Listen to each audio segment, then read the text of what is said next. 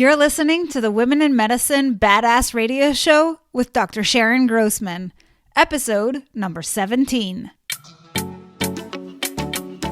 Welcome to the Women in Medicine Badass Radio Show, where we deal with the real issues to get you from overwhelmed to optimal. And now, your host, Dr. Sharon Grossman.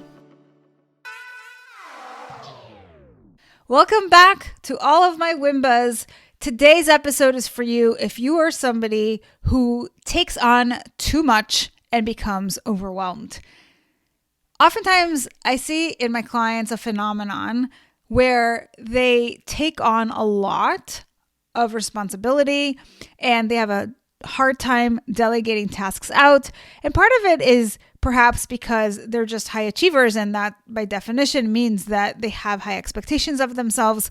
Other times it could be because they have a belief that they should be able to do it all, and they're afraid of what it might mean if they can't. And other times still, it might just be that they're really competitive. So today I'd like to talk about this notion of what if you can't do it all. Before I dive into any sort of stories to really share with you, I think it's important to start with the mindset. In other words, the belief. Telling yourself that you should be able to do everything and that you don't need other people's help, or that they have their own stuff to worry about and they can't be bothered helping you, is really unrealistic, and it's completely untrue. It's important that when you are functioning in the world that you're not paying attention just to all the things on your plate, but that you are tuning inwards to how you are affected in the situation. This will allow you to tune into your needs, which vary from moment to moment and from situation to situation. The more tuned in you are to yourself, the better you can take care of yourself. And in doing so, it'll be so much easier for you to accomplish whatever it is that you have in front of you. So what leads certain people not to be able to delegate things out or to try to do everything themselves? Typically what I find is that we deal with either type A personalities, people who are very competitive and who just want everything done the way they think it should be done.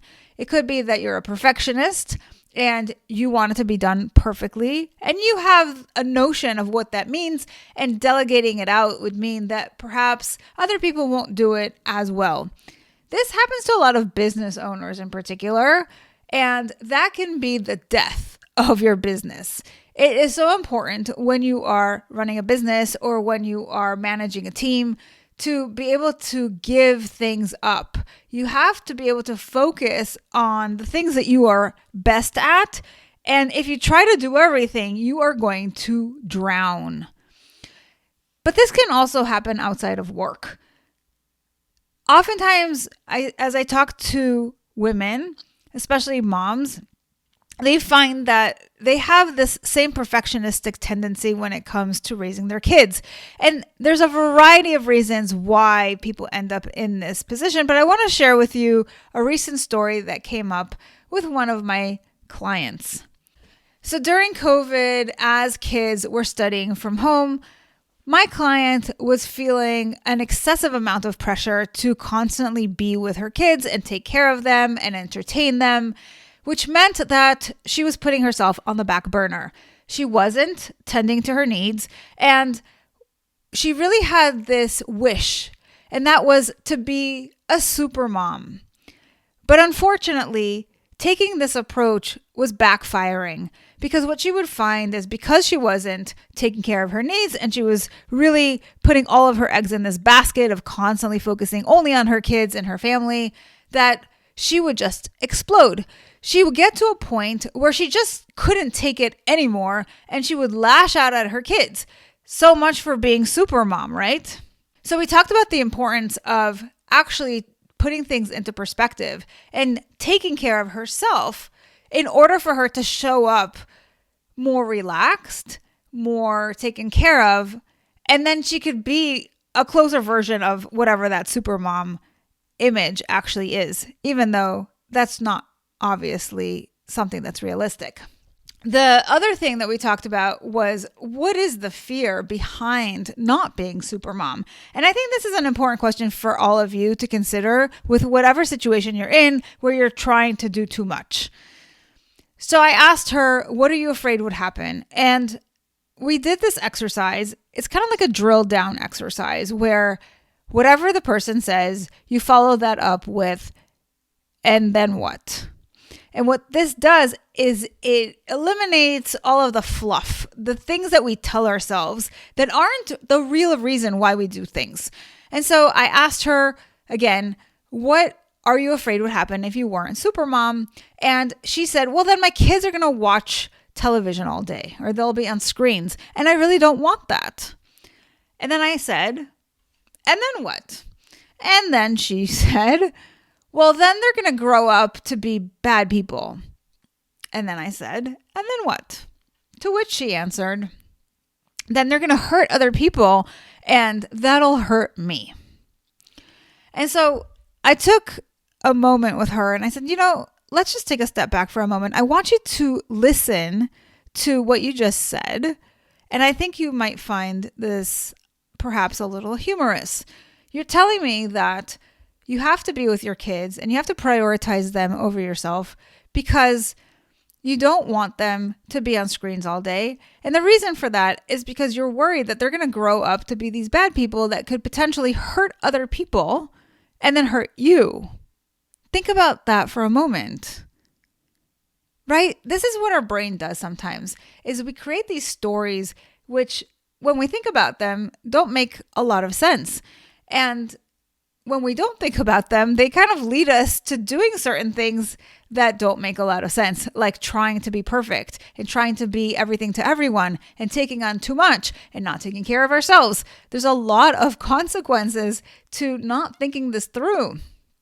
So she was able to see through this exercise that really, ultimately, her value was in creating a sense of community where people are safe, and she wanted to contribute to that. But she didn't want her kids to be offenders to that vision. She wanted to make sure that they grew up to be a certain way. But obviously, them not being entertained 24/7 and having some screen time did not necessarily equate with this catastrophic idea of them turning out to be bad people who hurt other people. So I only tell you the story because I think it's important for you to question yourself and why you do what you do. Why do you tell yourself that you should do all the things? And what do you tell yourself would happen if you didn't? If you weren't capable of it? What would it mean about you? There's usually some sort of story there, and that's what's propelling you into action, which then leads to all of these negative consequences, including that sense of overwhelm and burnout. So take some time to really reflect on this and what you can do differently instead when you're able to realistically set some expectations that you can actually meet and take care of yourself in the process. I hope this is helpful in just shattering some of your current ways of being in the world that maybe aren't working for you and helping you to take on something that is actionable, but in a more intentional and realistic way. If you want additional mindset strategies and hacks, be sure to check out my Optimize Your Life podcast, as well as go to my website, drsharongrossman.com, for the free Mindset Mastery Starter Kit, which you can download right there.